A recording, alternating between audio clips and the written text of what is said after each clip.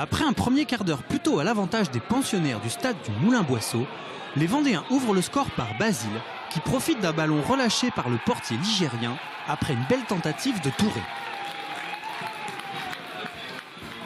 Dans la foulée, les visiteurs peinent à la relance au milieu de terrain, cafouillent et offrent la possibilité à Do Marcolino de lancer Ensam, qui joue très bien le coup devant Pichot et obtient un pénalty peu évident pour les siens. Sans trembler, Clémence se charge de le transformer et égalise ainsi au meilleur moment, sans laisser le doute s'installer. Quand les Genoux parviennent à prendre le dessus au milieu de terrain, la 4e défense du championnat de national ne tremble pas et repousse les assauts de leurs adversaires du soir, qu'ils soient dans les phases de jeu ou sur coup de pied arrêté. Lorsque les consignes défensives sont respectées, les opportunités offensives arrivent d'elles-mêmes. Quelques instants avant la pause, Fachan reprend un ballon à l'entrée de la surface et d'une frappe limpide donne l'avantage aux blancs et verts pour le plus grand plaisir de leurs supporters. La première mi-temps, ils jouent avec le vent, ça va bien. Ça pourrait être mieux, surtout devant. C'est assez équilibré, mais bon, je pense que la deuxième mi-temps sera plus décisive. Il va encore se passer des choses. Très beau jeu de Carquefou, mais aidé par le vent quand même. Ça va être indécis, parce que c'est deux équipes qui jouent bien, le Poiré joue bien aussi.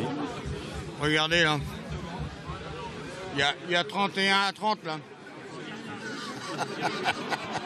Les désirs de ce supporter ne deviendront certainement pas réalité, d'autant qu'au retour des vestiaires, les deux équipes nous offrent une rencontre disputée et riche en occasions, malgré des conditions difficiles.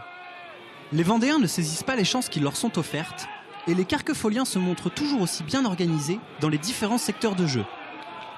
Ils se révèlent même de plus en plus dangereux devant les buts de Pichot, qui, heureusement pour ses coéquipiers, reste attentif. Malgré les initiatives tactiques d'Oswald Tanchot, les joueurs du Poiré-sur-Vie courent après l'égalisation en vain. À 10 minutes du terme de la rencontre, c'est même Jégu, tout juste rentré, qui se défait de la défense genotte et anéantit ainsi quasiment tout espoir vendéen. L'exploit personnel de Tanguy Gora dans les arrêts de jeu devient presque anecdotique, tant les joueurs de Carquefou ont maîtrisé la fin de cette partie. Sauf pour leur entraîneur, Denis Renaud, qui se satisfait pleinement de cette réussite offensive.